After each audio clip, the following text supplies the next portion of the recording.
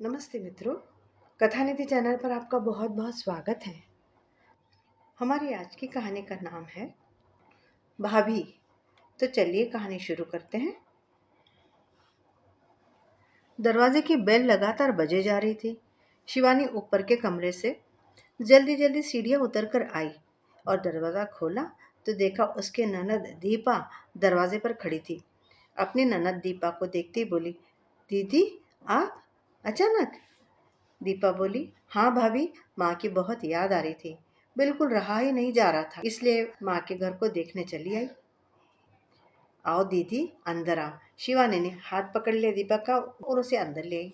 दीपा अंदर आकर पूरे घर को निहारने लगी और अपनी माँ की तस्वीर को देखते ही उसे रुलाई फूट पड़ी। भाभी, ना जाने क्यों 2-3 दिनों से मेरा मन बिल्कुल नहीं लग रहा था। बस मन जीत के बैठा था कि मायके जाकर आप सबसे मिलकर इस घर से मिलकर आऊं, इसलिए आपको बिना इन्फॉर्म किए ही चली गई। शिवानी बोली, दीदी ये तो ठीक किया, आप अगर बता देती तो अच्छा रहता। अब देखो, मैंने फेशियल करने वाली को घर पर बुला रखा है। वो अभी आएगी तो मुझे अपने बेडरूम में जाना पड़ेगा। उसे भी 2-3 घंटे लगेंगे। तो आपको ये 2-3 घंटे यहाँ माँ की तस्वीर के पास अकेली बैठना पड़ेगा। भाभी, माँ को गए आज पूरा 1 महीना बीत गया है और आप तो जानती है मैं पूरे 1 महीने बाद आज अपने मायके आई हूँ। माँ होती तो मैं और माँ कितनी बातें करते। माँ एक पल भी मुझे यूं अकेले नहीं बैठने देती थी। दीदी यह बात भला मुझसे बेहतर कौन जान सकता है? शिवानी बोली कि आप और माँ कितनी बातें करती थी। अब जाने वालों को तो भला कोई रोक नहीं सकता है ना। मैं जानती हूँ कि मम्मी जी के जाने की सबसे ज्यादा कमी तो आपको ही खल रही होगी। हाँ भाभी, सही कहते हैं, माँ बिना मायका नहीं होता है। आज ये बात मुझे पूरे 16 आने सही लग रही है। माँ दिन का एक फोन तो मुझे कर ही देती थी। मेरी खबर लिए बिना माँ को चैन कहाँ पड़ता था। दीपा रोई रोई आंखों से बोल रही थी, अब उनके जाने के बाद बहुत अकेला महसूस करती हूँ मैं। इस घर में बिताए मेरा बचपन और माँ का मुझे बार बार पुकारना, दीपू दीपू कहकर, दिन भर वही याद आता है बस। माँ होती तो इस वक्त क्या कर रही होती, यही सोचने में मेरा दिन बीत जाता है। इसीलिए यहाँ चली आई। उतने में शिवानी की सहेली का उसके मोबाइल पर फ़ोन आ गया। शिवानी से डांस क्लास के बारे में पूछने लगी। शिवानी बोली, रुचि आज तो डांस और म्यूज़िक क्लास आना संभव नहीं हो पाएगा। मेरी ननद आई हुई है। हाँ, मैं कल पक्का आ जाऊंगी। दीपा ने आश्चर्य से पूछा, भाभी आपने डांस और म्यूज़िक की क्लास लगा ली है? हाँ दीदी, शिवानी बोली, आपको तो याद ही होगा कि जब मम्मी जी जीवित थी तब भी मैं डांस क्लास जाना चाहती थी, मगर छोड़िए इन बातों को। अब जो इस दुनिया में ही नहीं रही उसके बारे में क्या शिकायत करना। तभी फिर से डोरबेल बजी। देखा तो सामने शिवानी की पार्लर वाली खड़ी थी। अरे आओ रश्मि, तुम बेडरूम में जाकर फेशियल का सामान निकालो, मैं अभी आई। रश्मि ने कहा, लेकिन दीदी जरा जल्दी आइएगा, आपके बाद मुझे एक और क्लाइंट के घर भी जाना है। शिवानी ने दीपा से कहा, दीदी आप फ्रिज में से ठंडा पानी पी लीजिएगा और आपके लिए चाय कॉफ़ी जो भी मन हो बनाकर पी लीजिएगा प्लीज़। आपके भाई राघव भी अभी थोड़ी देर में आ जाएंगे, फिर आप दोनों भाई बहन मिलकर बातें करते बैठिएगा। बोलते बोलते दीपा बीती यादों में खो गई। पहले जब वो अपने मायके आती थी तो उसकी माँ विमला उसके बहुत लाड करती थी। दीपा को जो भी पसंद होता उसकी माँ तुरंत ऑर्डर कर देती थी कि आज तो खाने में दीपा की पसंद का खाना बनेगा। दोनों माँ बेटी बैठकर गप्पे लड़ाती बैठती। विमला जी कहती, दीपा तू आती है तो घर में रौनक आ जाती है, तू इसी तरह मुझसे मिलने आ जाया कर, मेरा मन लग जाता है। और भला क्या पता कितने दिन की मेहमान हूँ मैं। तब दीपा अपनी माँ के मुंह पर हाथ कर डांटने लगती। कहती, खबरदार माँ, जो अगली बार ऐसी बात कही। पिताजी तो छोड़कर चले गए, अब तुम्हारा ही तो सहारा है। यदि तुम भी भगवान को प्यारी होगी तो हमारा क्या होगा। आखिर इस घर में तुम्हें देखकर ही तो आती रहती हूँ मैं, और है ही कौन मेरा। भाभी थोड़े ना मुझे तुम्हारी तरह लाड लड़ाएगी। भाभी थोड़ी चाहेगी कि मैं अपने मायके क्या कर रहा हूँ। एक माँ का दिल ही होता है जो अपनी बेटी के लिए धड़कता है। बाकी तो भाई भाभी सारे बस यूं ही नाटक करते हैं, दिखावा करते हैं। किसी को मुझसे लगाव नहीं, मैं अच्छी तरह से जानती हूँ। बस तुम्हारा मुंह देखकर ही दौड़ी चली आती हूँ। विमला जी भी बेटी की बातों में हाँ में हाँ मिलाते हुए कहती, हाँ बेटी, घर की बहुओं से क्या उम्मीद करना, इन्हें तो बस अपने मायके से लगाव होता है। इनके मायके का कोई इंसान घर में आ जाए तो बड़ी खुश हो जाती है, मगर उसी के बजाय ससुराल पक्ष से और खास करके ननंद आ जाए तो इनकी भौहें तन जाती हैं। मैं हूँ बेटी, जब तक तू भी खूब मौज कर ले। क्या पता यह भाई भाभी तुझे मेरे जाने के बाद घर बुलाए या ना बुलाए। कहते हुए विमला जी दीपा को अपनी नई नई साड़ियाँ और अपने गहने तक पहनने को दे देती। कभी कभी कहती, तू यह सब ले जा बेटी, वरना मेरे मरने के बाद तो यह सब कुछ तेरी भाभी हत्या लेगी। दीपा उन दिनों की याद करके रो पड़ी। वहां दूसरी तरफ शिवानी को भी वह दिन याद आ गए जब शिवानी की सास विमला जी जीवित थी। विमला जी ने शिवानी को कभी घर की बहू नहीं समझा। उन्होंने उसे सिर्फ एक काम करने वाली समझ रखा था। आजकल लोग काम वाली बाइयों को भी इज्जत करते हैं, मगर विमला जी ने तो बहू की कभी इज्जत नहीं की। हर पल टोकना, ताने देना और घर में क्लेश करना ही विमला जी को आता था। अगर ऐसे में घर में बेटी दीपा और आ जाए तो समझो शिवानी की तो शामत ही आनी है। दीपा और विमला जी मिलकर शिवानी पर तानों और उलाहनों की बौछार करते। एक दिन दीपा अपनी कुर्ती शिवानी को दिखाते हुए बोली, भाभी ये कैसे कपड़े धोए आपने? देखिए मेरी कुर्ती का दाग बिल्कुल गया नहीं है। शिवानी डर गई, बोली दीदी शायद दोबारा लग गया होगा, क्योंकि मैंने तो अच्छे से ब्रश भी मारा था। दीपा गुस्सा हो गई, बोली आप कहना क्या चाहती है? मैं ये कुर्ती वापस गंदी करके लाई हूँ जिससे आपको डांट लगा पाऊँ? घर में वॉशिंग मशीन होते हुए भी सास और ननद कभी मशीन चालू नहीं करने देती थी। कहती बिजली का बिल बहुत आता है और मशीन में कपड़े अच्छे भी नहीं धुलते। बेचारी शिवानी सारे कपड़े हाथ से ही धोती थी।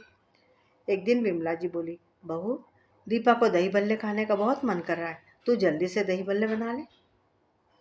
शिवानी कहने लगी, माँ जी रात के 9 बज रहे हैं, घर में दही भी जमा हुआ नहीं है और हमारे नीचे जो दूध की डेयरी है वो भी बंद हो चुकी होगी, तो इस वक्त कैसे दही बल्ले बन पाएंगे? दाल भी तो गलानी होगी। अभी मैं दही जमाने रख देती हूँ और दाल भी भिगो देती हूँ। सुबह तक दही भी जम जाएगा और दाल भी गल जाएगी, तो मैं सुबह दही बल्ले बना दूंगी। सुनकर विमला जी आग बबूला हो गई, बोली दीपा क्या हमारे घर रोज रोज आती है शिवानी? अरे उसे अभी दही भल्ले खाने अभी खाने। तू जा बाहर और जहां से भी दही मिले अभी के अभी ले आ। शिवानी बेचारी उठी और जैसे तैसे जल्दबाजी में सोसाइटी से बाहर गई। रास्ते की सारी दुकानें लगभग बंद हो चुकी थी। घर से तकरीबन आधा घंटा दूर एक डेयरी खुली मिली जहां से वह दही लाई और थक कर आकर उसने दही भल्ले बनाए। फिर भी सास और ननद को उस पर बिल्कुल भी दया नहीं आई, बल्कि कहने लगी इतनी देर कैसी लग गई दही लाने में? दही लाने गई थी या जमाने गई थी?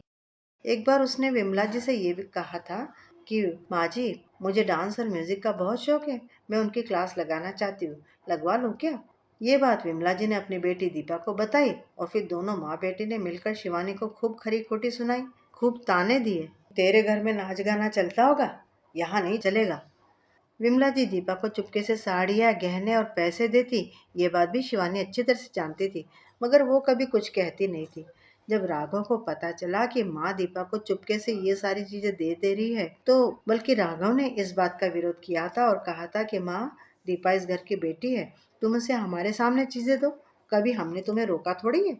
उस बात पर भी विमला जी भड़क गई थी, बोली थी, हाँ हाँ जानती हूँ, तुम दोनों सिर्फ मेरा मन रखने ऊपरी ऊपरी तौर से ये सब बोलते हो, वरना कौन नहीं चाहेगा कि जो भी मेरा है वो तुम दोनों को मिले। मैं तो बस मेरे जीते जी मेरी बेटी को भरपूर सामान दे देना चाहती हूँ, जिससे आगे जाकर मेरी बेटी को तुम लोगों से भीख न मांगनी पड़े। शिवानी को अपनी सास की ऐसी छोटी सोच पर बहुत अफसोस हुआ था, मगर वह कर ही क्या सकती थी। सास और ननद ने तो जैसे कसम खा रखी थी कि शिवानी को कभी अपना मानेंगे ही नहीं, जबकि शिवानी तो कभी कुछ कहती भी नहीं थी। फेशियल करवाते करवाते शिवानी के जहन में बीती बातों की स्मृतियां अब तक हिलोरे खा रही थी। वैसे भी अपने साथ कुछ गलत हुआ, ऐसी बातें व्यक्ति कभी भूलता भी नहीं है। शिवानी को बेडरूम में गए लगभग 1.25 घंटा बीत चुका था। दीपा बाहर हॉल में अकेले बैठी उकता रही थी। उतने में ही डोर बेल बजी। दीपा ने दरवाजा खोला और भाई राघव को सामने देखकर खुश होकर बोली, भाई कैसे हो तुम? राघव ने दीपा को देखा तो आश्चर्य से भरकर बोला, अरे दीदी आप अचानक, ना कोई फोन ना खबर। हाँ भाई, माँ की और इस घर की बहुत याद आ रही थी तो बिना खबर किए ही आ गई। राघव अंदर आया, फिर यहाँ वहाँ नजर दौड़ाई और बोला, शिवानी कहाँ गई है? भाभी तो बेडरूम में फेशियल करवा रही है भाई। तू ऑफिस से थक कर आया होगा, तू बैठ, मैं तेरे लिए पानी लाती हूँ और चाय भी बनाती हूँ। राघव फिर से आश्चर्य में पड़ गया। बोला, तू चाय बनाएगी? दीपा हड़बड़ा गई, थोड़ी शर्माते हुए बोली, क्यों भाई, मैं क्यों नहीं बना सकती चाय? राघव बोला, अरे माँ के राज में तो तूने कभी पानी का एक गिलास हाथ से नहीं उठाया। तू ही कहती थी ना, बेटियां मायके में आराम करने आती है, काम करने नहीं आती है। तो तुझे तो शायद पता भी नहीं होगा कि रसोई में कौन सी चीज़ कहाँ पड़ी है, क्योंकि तेरी शादी के बाद तूने तो कभी रसोई में कदम ही नहीं रखा।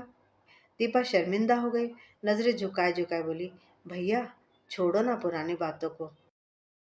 दीपा ने राघव के लिए खुद के लिए चाय बनाई और राघव के पास बैठकर बोली, भैया बुरा ना मानो तो एक बात कहूँ, माँ को गए अभी 1 महीना ही बीता है और भाभी ने डांस और म्यूजिक क्लास लगवा ली है। फेशियल करवाने पार्लर वाली को घर बुला रही है। ऐसे लग रहा है जैसे उन्हें तो माँ के जाने का कोई अफसोस ही नहीं हो। राघव रूखाई से बोला, तो इसमें क्या हुआ? शिवानी को ये सब शौक पहले से था, तुम तो जानती हो, मगर माँ ने उसे अपने जीते जी ये सब कभी करने ही नहीं दिया, इसलिए वह उनके मरने के बाद अपने शौक पूरे कर रही। लेकिन भैया, दीपा बोली, लोक लज्जा का भी तो कुछ ख्याल कर लेती भाभी। हमारे समाज के लोगों को पता चलेगा तो क्या इज्जत रह जाएगी हमारी। सभी लोग अपनी सास के मरने के बाद कई दिनों तक मातम मनाते, मगर यहाँ आकर तो मुझे ऐसा लग रहा है जैसे भाभी तो माँ के मरने का जश्न मना रही हो, अपने सारे शौक पूरे कर रही है। अरे थोड़े महीने तो रुक जाती, माँ को गए कम से कम 3-4 महीने तो बीतने देती। शिवानी अपने कमरे से बाहर आई ही थी कि उसने दीपा की ये सारी बातें सुन ली। फिर बोली, दीदी आप हमेशा माँ को भी मेरे खिलाफ यही सब भड़काती आई हो, और अब माँ नहीं रही तो आप अपने भाई को भी भड़काने बैठ गई। राघव उसे समझाते हुए बोला, बहन तुम्हारी पहले भी यही सारी आदतें थी जिससे मैं और शिवानी बहुत बार परेशान हुआ करते थे, मगर इन आदतों को बार बार दोहराना अच्छी बात नहीं है। शिवानी भी रुखाई से बोली, दीदी आप कहती हो माँ से ही मायका होता है, मगर ऐसी बात बिल्कुल नहीं है। कुछ लड़कियां अपनी माँ के जीते जी अपना मायका अपने हाथ से बिगाड़ लेती हैं। अपनी माँ को समझाने की जगह अपनी माँ को और भड़काती रहती है, आग में घी डालती रहती है, जिसका धुआं सिर्फ और सिर्फ घर की बहू की आंखों में जाता है और उसे रुलाता है। आज आपकी इस घर में कोई इज्जत नहीं है तो ये सब आपका ही किया धरा है, वरना एक भाभी भी अपनी ननद को इज्जत देना चाहती है, बशर्ते ननद भी भाभी को बहन जैसा प्यार दे। मगर आप तो पहले भी मुझे दुश्मन समझती थी और अब भी आप मुझे दुश्मनी समझ रही है। मुझे लगा था माँ के जाने के बाद आप सुधर जाएंगी, मगर जिस तरह हाथी के दांत खाने के अलग होते हैं और दिखाने के अलग, वैसे ही आपका स्वभाव भी है। हो सके तो आपका स्वभाव बदलिए दीदी, उससे पहले कि बहुत देर हो जाए। शिवानी से ये सब सुनकर दीपा सोच में पड़ गई कि क्या वह गलत थी। सोचते हुए उसे लगा कि हाँ, वह गलत थी। तब उसे अपनी गलती पर पछतावा हुआ। बोली, भाभी हो सके तो मुझे माफ़ कर दो।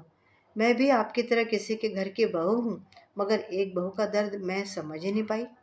वाकई मैंने अपने माँ के जीते जी अपना मायका खराब कर लिया और ये कह रही हूँ कि माँ बिन मायका नहीं होता। मगर मैं ये भूल गई भाभी कि मैं भाभी को अपनी बहन के समान प्यार करूं तो भाभी भी मुझे ननद नहीं बल्कि अपनी बहन ही समझेगी। लेकिन भाभी अब आप बेफिक्र रहो, मैं अपने आप को बदलने का खूब अच्छी तरह से प्रयत्न करूंगी। यह सुनकर शिवानी ने उसे अपने गले से लगा लिया और भाई मुस्कुराते हुए बोला, ये हुई ना बात दीपा दीदी। मित्रों, अभी आप सुन रहे थे कहानी भाभी। कहावत तो सच में है कि माँ के बिना मायका नहीं होता। माँ की जगह कोई ले नहीं सकता, ये भी सच है। लेकिन हर घर में भाभियाँ होती है जो कि अपनी ननद को दिल से तो प्यार करती है, लेकिन ननद का व्यवहार भी वैसा हो। ताली एक हाथ से थोड़े ना बजती है। मित्रों, आपको कहानी कैसी लगी? उम्मीद करती हूँ कि आपको कहानी अच्छी लगी होगी। कमेंट करके बताइएगा ज़रूर, और चैनल पर नए हैं तो चैनल को सब्सक्राइब भी ज़रूर कर लीजिएगा। मिलती हूँ जल्दी ही एक और बढ़िया सी कहानी के साथ। तब तक विदा। आपका दिन शुभ हो।